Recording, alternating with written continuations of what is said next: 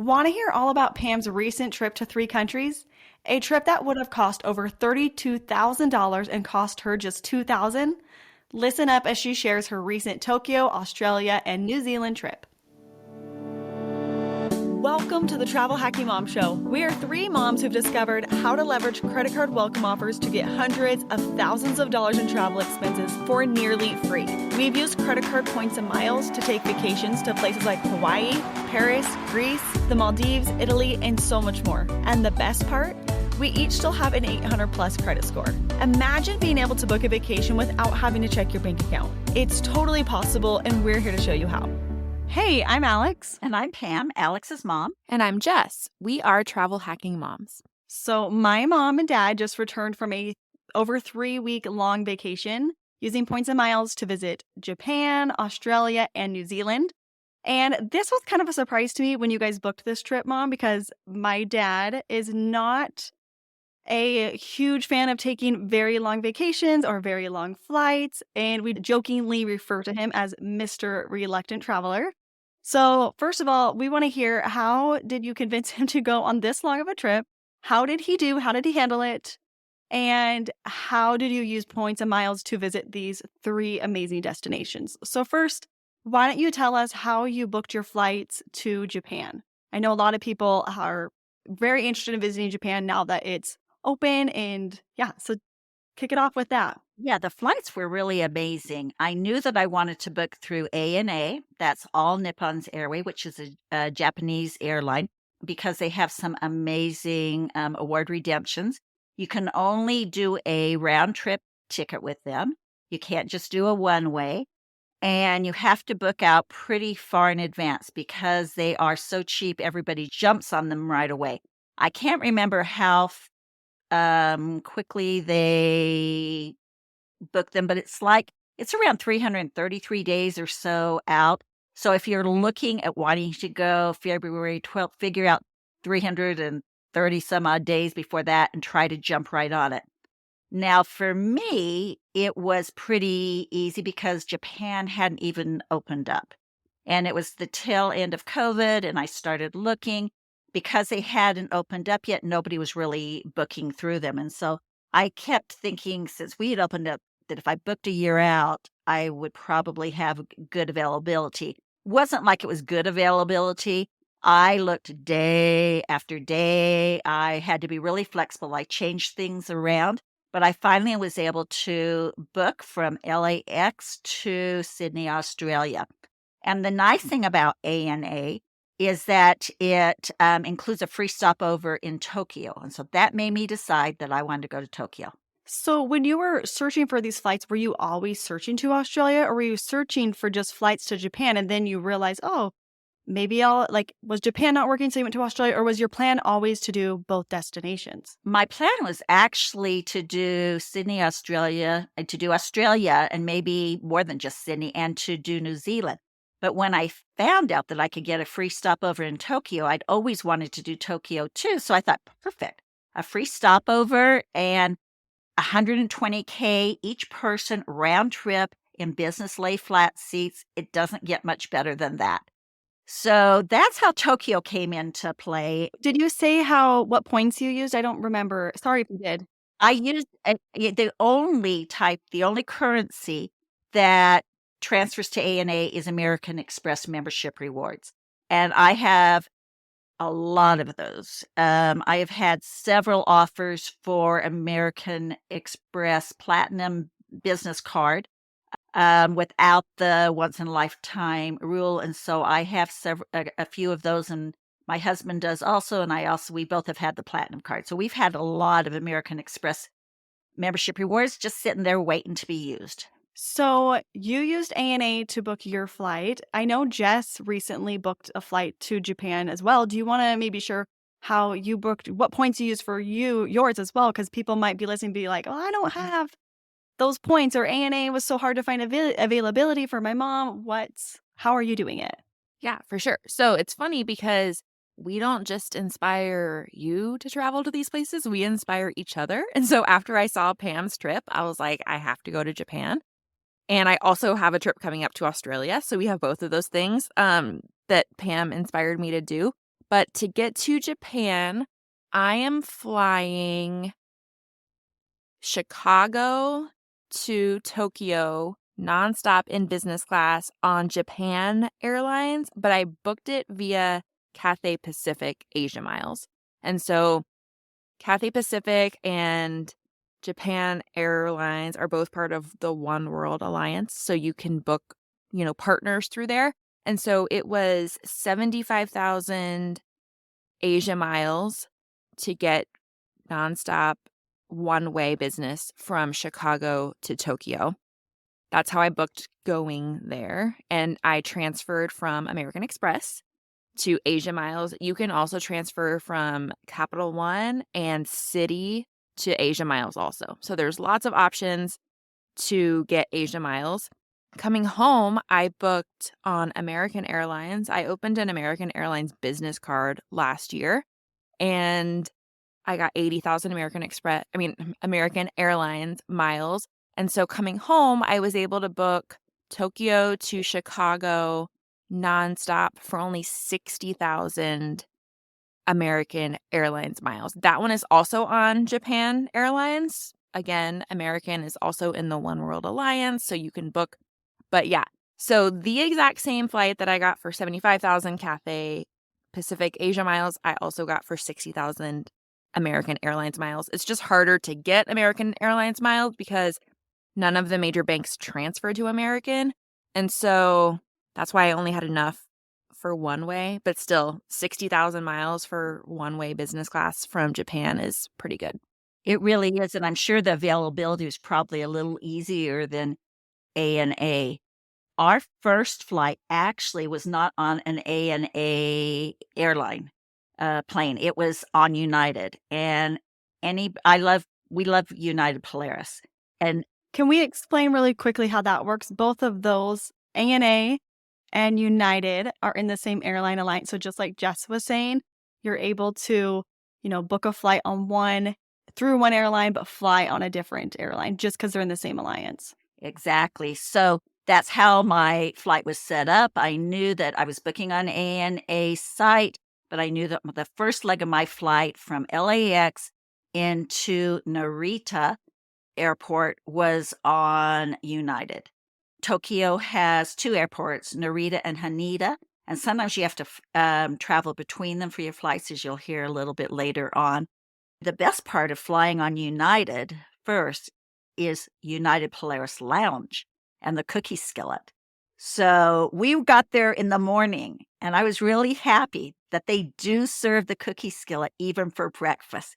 So I had my omelet, my made-to-order omelet, and then I had the cookie skillet. So that was a nice way to start things off. So you can visit the United Polaris Lounge when you're flying international business class on United or one of the other airlines in their alliance. And they have a sit-down restaurant style setup, a dining room. And that is where you will find the cookie skillet. So, Right. And they have a really good buffet, but we like the sit down because it's made to order and because we like the cookie skillet. So all of our other legs, our leg from Tokyo out of Haneda Airport this time to Sydney, and then Sydney back to Haneda Airport, but then we had to transfer to Narita to go back home on an ANA flight. that sounds very not confusing. It wasn't as bad as I thought it would be. So they were all on ANA. All right, Pam. So tell us about your hotels in Tokyo. I can already tell you that I booked one of ours in Tokyo after seeing your pictures and your videos and your reviews. I was like, I have to stay at this hotel because if it's wow for Pam, then it's going to be amazing because we know Pam loves bougie. So tell us all about the hotels that you stayed at in Tokyo and how you booked them on points. Yes, I love bougie, but I also love cute. And I feel like in Tokyo, I got a bougie and I got cute. So I used Ultimate Rewards to transfer into Hyatt, and that's how I booked my hotels. Our first hotel, we stayed 2 nights at the Hyatt Centric Ginza. It's very affordable. I think that we spent about 20,000 in points, somewhere around there. But it was so cute. It's located in the Ginza area of Tokyo, which is a major shopping area and super convenient for shopping, for restaurants. We walked to the old fish market. It was just a really nice area. And this is when I say this place was cute, it was really cute, just absolutely adorable. They had snacks for us and drinks that we could have. Our room was just a standard room, but it was very big. You could look at the posts that I did and see pictures and see just how cute it was decorated.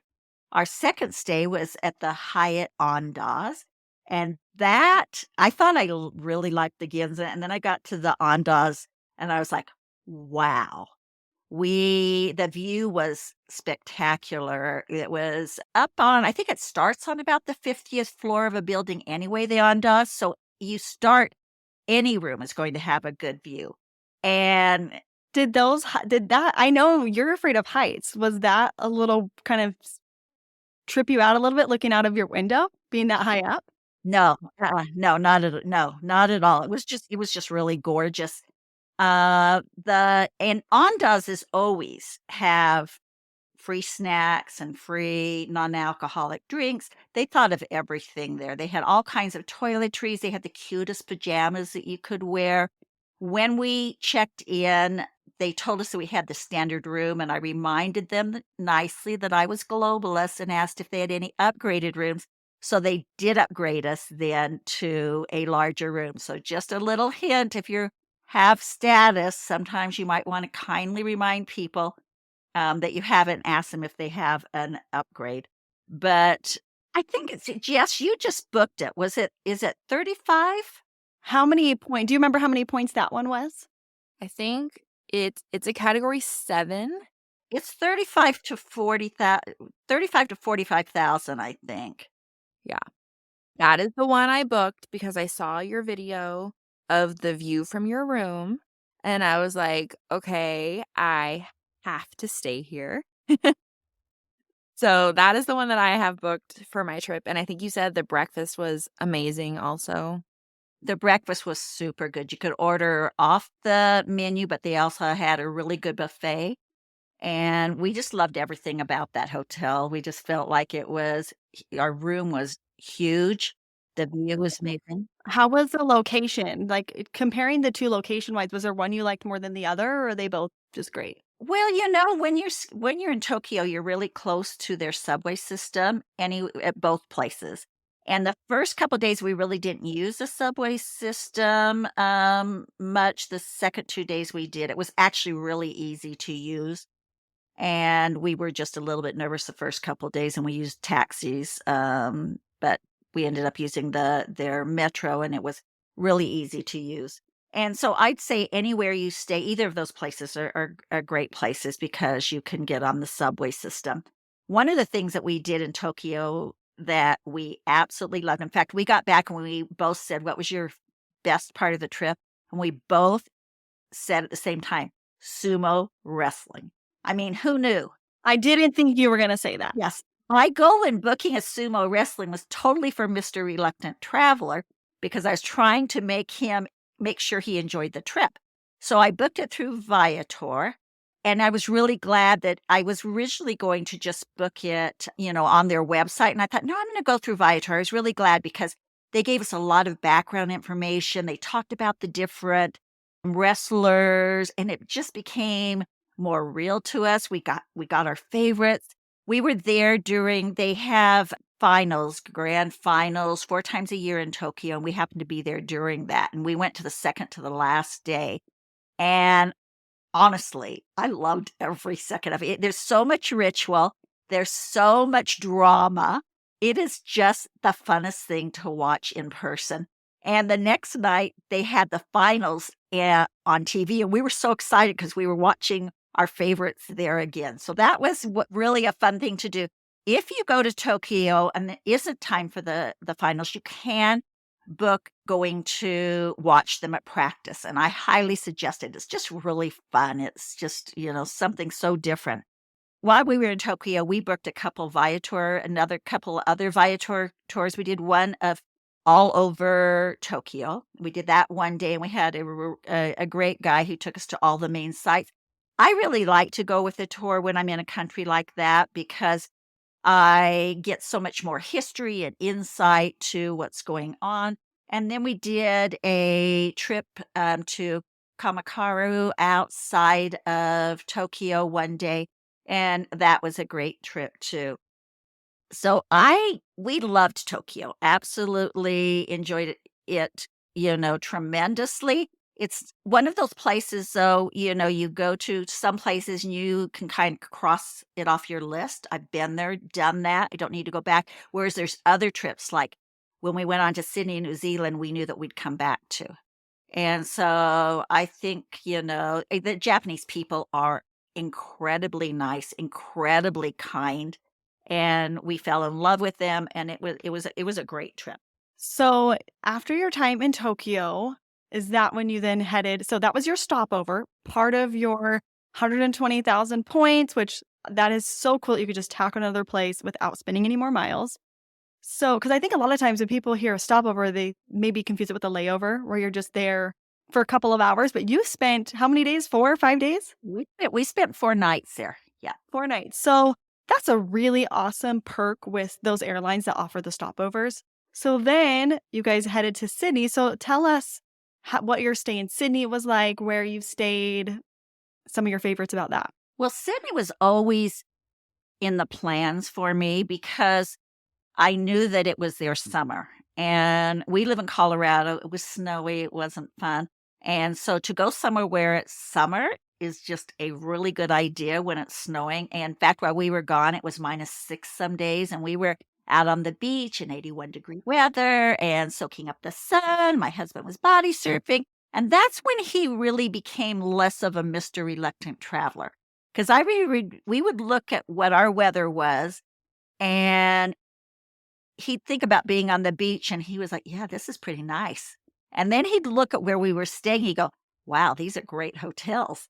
And he became much less of a reluctant traveler at that point. So that's a huge thing. If you've got a player or two who maybe doesn't want to travel as much or doesn't want to open up cards, just take them on a really nice trip and you'll be able to turn the tide. So we really loved Sydney. We both said Sydney was great. It's a big city. It has a lot of different neighborhoods, and I was concerned that maybe Lee wouldn't like such a big city, but he really liked it.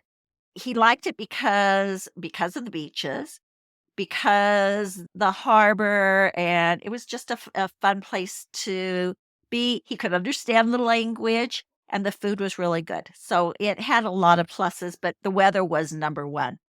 Our first couple of nights, we stayed at the Park Hyatt, which is incredible. I know Jess is planning to stay there when she goes, and yep, it's an aspirational stay with gorgeous views of the Opera House, so it's really iconic. We did get a room upgrade there. We had delicious globalist breakfast. The food at the hotel was good. The room was large and spacious, and it was in a very nice location, very close to what's called the Central Quay, which is lots of ferries run out of that to different areas. So we could just walk, over in 10 minutes, get on a ferry ride over to Manly Beach that cost us about $7 each way. Took us maybe 20 minutes to get there, and we could spend the day at the beach. So that was my husband's favorite thing to do. So he really liked that. It was also around an area called The Rock, which has some really good restaurants. It's just a cute area of restaurants and shopping. And so that was a really good location. How many nights were you there at the Park Hyatt? We were there for 2 nights.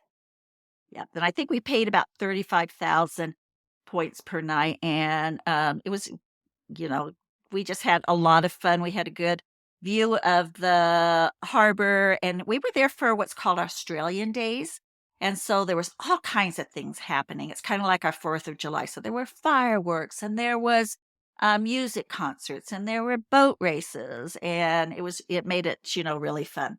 After our 2 nights at the Park Hyatt, we moved over to the Four Seasons, and you may be thinking, "Well, hey, who transfers to the Four Seasons? I wanna stay to the Four Seasons."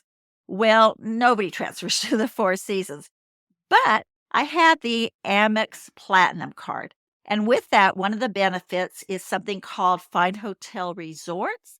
And so you get a $200 credit when you book on their site for Find Hotel and Resorts. And it's gets even better than that, as I'll explain. So I booked one night at the tail end of 2022, and I booked the other night right at the beginning of 2023. So I could get 2 nights there. So hold on, that's when you booked it, but not when you stayed. So you don't have to. The expiration is you have to book by a certain day, not stay by a certain day? Right. So you have to book you get one for each year. Okay, so I looked up where I could stay and saw that the Four Seasons was $309 and I'm going to get a $200 credit. It's like, wow, sounds great to me. That brings my hotel to $109. With those, you also get free breakfast. They had a really nice breakfast there. You figure you're paying $40 to $50 in most of these nice hotels for breakfast. So there I'm not even paying for our stay. And then on top of that, you get a $100 credit for something. With this, happened to get $100 credits for food. So we ate one night there. Oh my goodness, our meal was incredible. It was so good. And so we used that. So really, our stay at the Four Seasons was very, very minimal. It was like under $100 or so. We didn't spend very much money there. A funny story, we were at our waiter was super nice there, and he said, "So are you guys celebrating anything?" And I says, "No, we're not." He said, "Are you sure you're not celebrating anything?" We go, "No, we're not." He said, "Are you sure?" And my husband says, "Well, I had a birthday last month." He says, "Yes, you're celebrating a birthday. I'll bring you a special dessert." And he brought us this dessert that was probably one of the best desserts I've ever had in my life. It was really amazing. But that's kind of how our whole trip went. I felt like everybody was giving us extra treats and extra, everywhere. The Japanese, the Australians, the New Zealanders, the Kiwis, I guess. Everybody was so nice and, just treated us so special. So so we were in that Four Seasons restaurant, and next to us were some New Zealanders. The next day we were scheduled to go to New Zealand, and we told them that, and she says, "Ooh, have you heard about Auckland?" She says, "They've got torrential rain there. Lots of roads are closed." And I'm thinking, "What? We're going there tomorrow." And kind of, concerned. Well, then I get a message that our kayak tour in Cathedral Cove in New Zealand in the North Island has been canceled because of weather, and they didn't know when that was going to happen again. Then we got back to our room, turned on the news, and we're seeing flooding in the streets of Auckland. And we're heading there the next day. So I was really grateful I had booked everything on points and miles, because I spent the next 3 to 4 hours canceling everything in the North Island of New Zealand. And I got those points and miles back, and I rebooked for an extra 2 nights in Sydney and for an extra 2 nights in Queenstown, New Zealand. So all was saved, and all because of points and miles. So that's Were you guys stressing out a little bit though? That seems pretty stressful, especially with like the flights or. yeah. I don't think Leroy was stressing too much because as I was doing it all, he was watching TV, but I was a little stressed out, but it all came together just fine, so it wasn't a problem. But when change of plans happen, the last minute's really nice to have booked on points and miles. So we stayed in the Hyatt Regency for 2 more nights. I used free night certificates. I was upgraded to a suite there. We had this huge suite with big windows of Darling Harbor, and every night they were still celebrating Australian days, and we got nightly fireworks, so that was really fun. So we did some other tours. We had a lot of fun in New Zealand. I mean, I'm sorry, in Sydney, and it's a place we would definitely go back to. So after that, we headed off to New Zealand. Now, New Zealand, I just booked flights from Jetstar to go there and come back. It was probably, close to a little under $200 for each of us. We were flying from Sydney to Queenstown.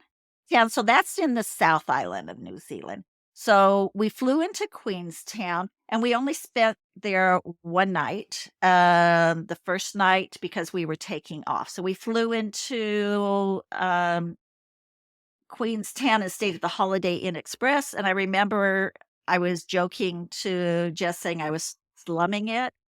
That I So, was this into Queenstown or where were you flying into? Like, I remember that when you texted me, you were like, "I'm staying at the Holiday Inn tonight." And I was like, "Pam, you went from the Park Hyatt, the Four Seasons, and the Hyatt Regency to Holiday Inn?" But then you sent the pictures and I was like, "Okay, that's pretty nice." It was really nice. So it was 40K IHG points. You could use a free night certificate to stay there. We got upgraded to a suite. We had tons of room. It was very centrally located. Really, in Queenstown, most of the hotels, everything we stayed at was very centrally located, and we really liked it. It was a great stay. It was an absolute perfect stay for a family. So I highly suggest if you want to go to New Zealand with your family, that Holiday Inn Express in Queenstown is a great stay. But we only stayed there the one night. We got up the next morning and we drove north to Teanau, I think is how you pronounce it. Now, driving in New Zealand is interesting. Let me tell you, we had almost had a couple wrecks. Not really, but I did have to remind my husband he had to get on the other side of the road a couple of times. So I was a little bit nervous the whole trip. So there was no closing my eyes and resting while we were driving. I had to be on high alert. So we were able to get through it though, but we went to Teanau because it was the closest place where we could stay for a trip we had planned to stay in the Milford Sound. Milford Sound is a gorgeous area of fjords, which are high cliffs that were made by glaciers. And one of the big things to do in that area is to take a boat cruise there. You can take day boat cruises that are about 3 hours. I kind of wish we'd done that. We got talked into doing an overnight cruise, which was amazing, but it was pretty expensive. And I don't would suggest doing that again. I think, we could have gotten what we needed to see just with the 3-hour cruise. But when we went, And you didn't have Wi-Fi or internet, right? Because I remember you texting us. no, I was dying. That was so tough. Yes.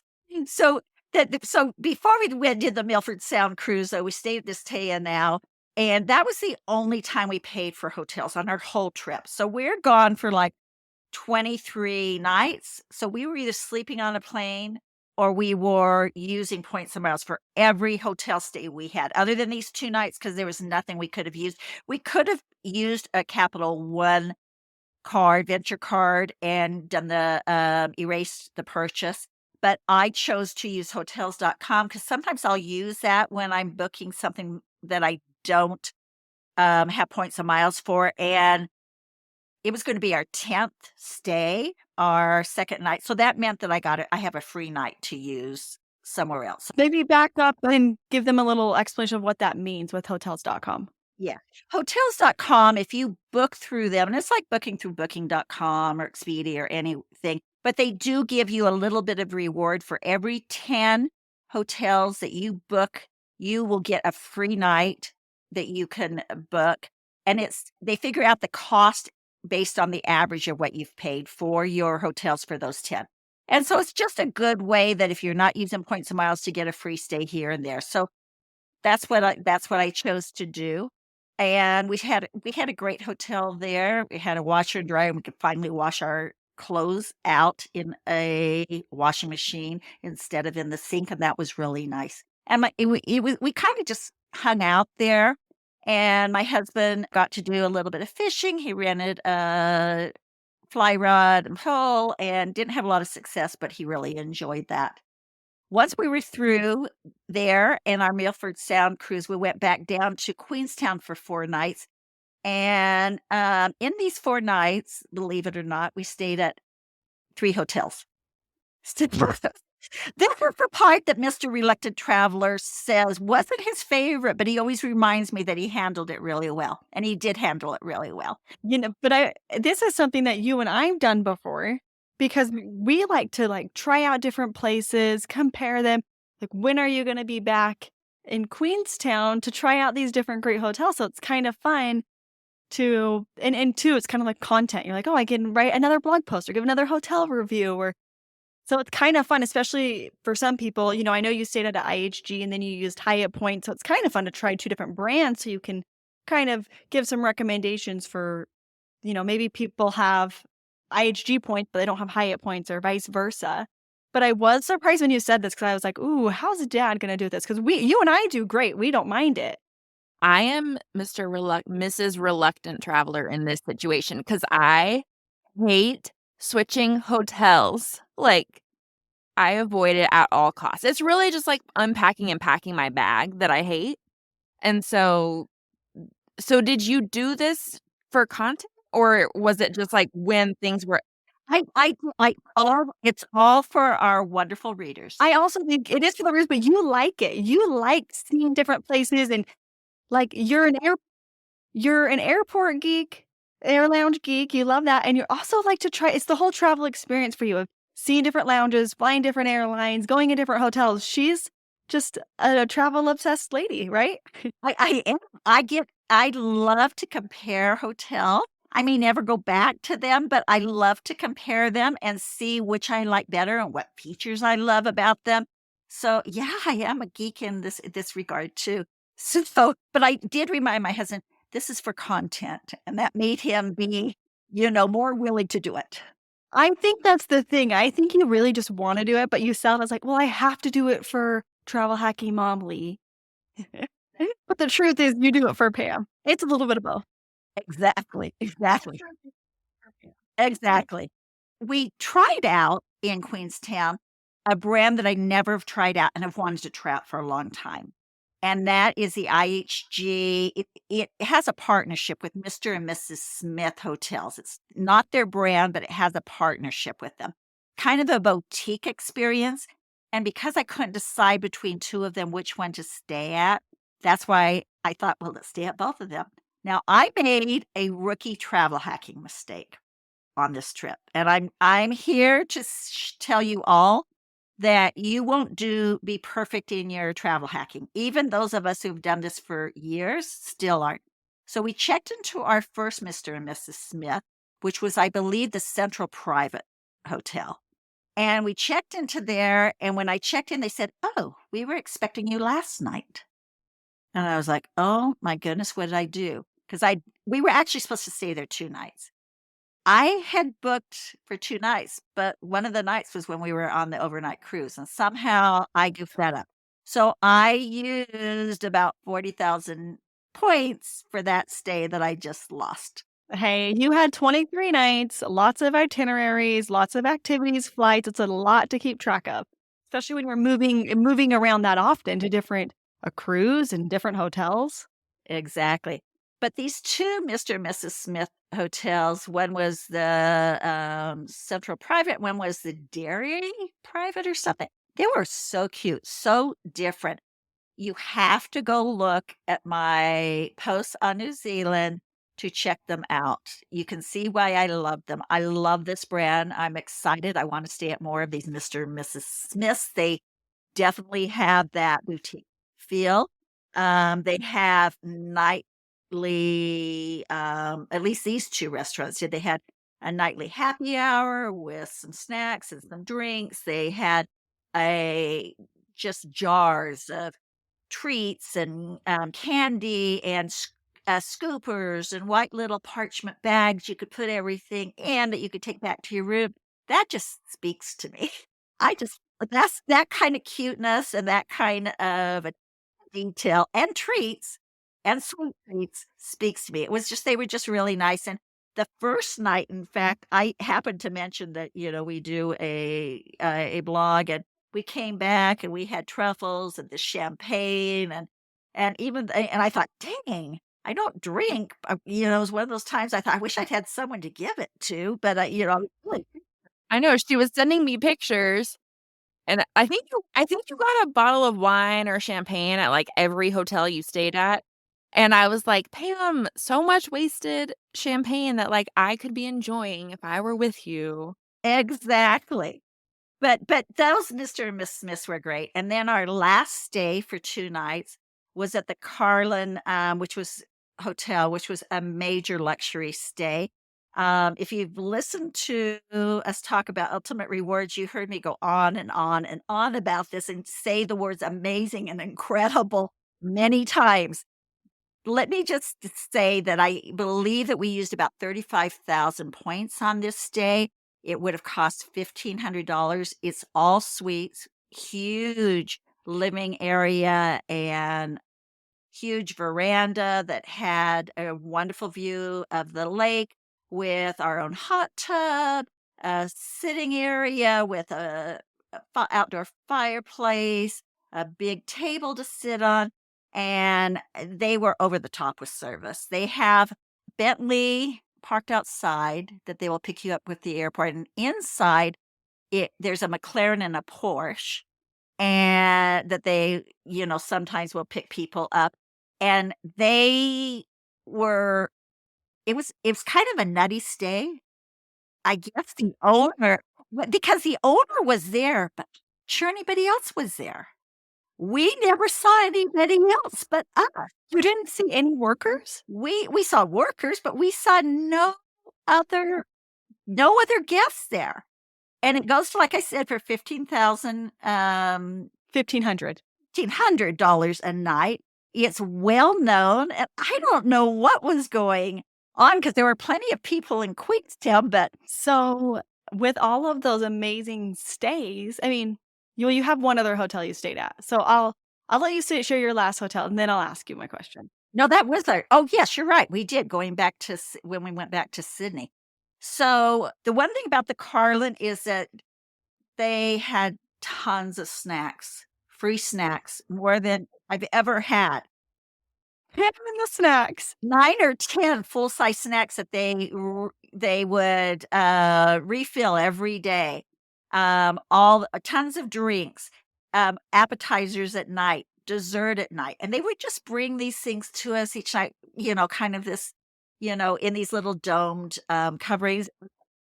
No, you don't pay for them, and we got free breakfast, which was really good, and you just felt so bougie, so incredibly like you were this rich person. It was pretty amazing. So you're not paying for these. These are just for free. I gotta take my daughter to New Zealand because bougie and snacks are, like, her love language, so she would be all over these hotels. I love a 10-year-old that is bougie and snack. So we did then after that last night in the Carlin Hotel, we went back to Sydney for one night before we flew out, and we stayed at another IHG hotel, the Kimpton Margot Sydney, again in a different location that we'd stayed. I love Kimptons. I've written a blog post about how much I love Kimptons. They too are very boutiquey, and check out my post so that you can learn what the Kimpton secret passwords. And they are just a really nice stay. My husband and I both think Kimptons are just very unique and we really enjoy them. Alright, I think Alex was gonna do something similar, but I wanna do, like, a quick fire where you just I'm gonna say the place and you tell me your favorite hotel. So, Tokyo, favorite hotel you stayed at. Andaz. Sydney, Oh, Park Hyatt. New Zealand. That's tough. Well, it's going to be the Carlin. But I liked all our hotels. Honestly, this is a thing. We didn't stay at a bad hotel throughout this trip. That's what my husband and I said. And we couldn't believe the upgrades, the amenities we got, and that we did this all on points and miles. I would love to know I don't know if you've done this, but I'd love to know the cash value of all of these hotels and flights. So I can tell you, the flights were almost $10,000 each. And for all of our hotels, it came up to, I think I included our breakfast when I did this too. I think I included the cost of what our breakfast would have cost and our hotels. Altogether, it was about $32,000 for the trip.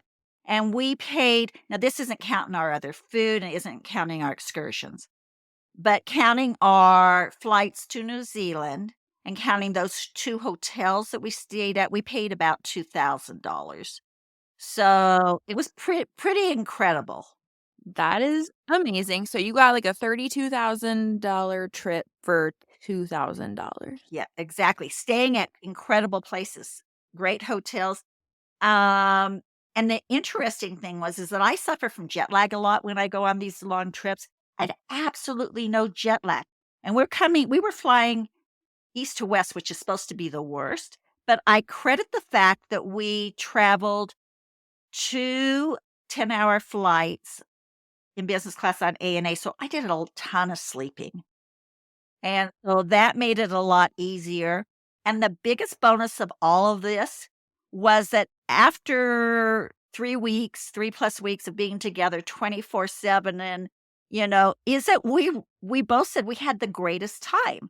And Mr. Reluctant Traveler, we were on a walk today. He said, "So when are we planning to go back to Australia and New Zealand next year?" I said, "Yeah, when do you want to go?" He says, "Well, maybe not January because we've got a trip planned to the Maldives in December, but maybe February." So he's ready to go back. Bonus. Yeah, it's huge. It's huge. Honestly, this trip kind of changed him over. He is ready to go and to leave the Colorado winters. That's awesome. Well, Pam used a multitude of points and miles to make this trip happen. Having a healthy stockpile of points and miles was crucial with this trip. While this was a 3+ week trip, you may not be able to take that long of a trip. I personally am going to both Australia and Tokyo as part of 2 different trips when I go. So it is totally possible to take a shorter trip for nearly free if that works better for you.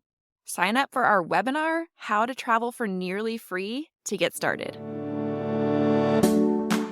Thanks so much for listening to the Travel Hacking Mom Show. Make sure to hit the subscribe or follow button from wherever you're listening so you never miss an episode. Want to start jet setting even faster?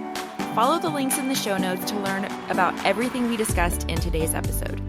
And to stay connected and follow along, follow us on Instagram at Travel Hacking Mom. We can't wait to see where in the world points and miles take you.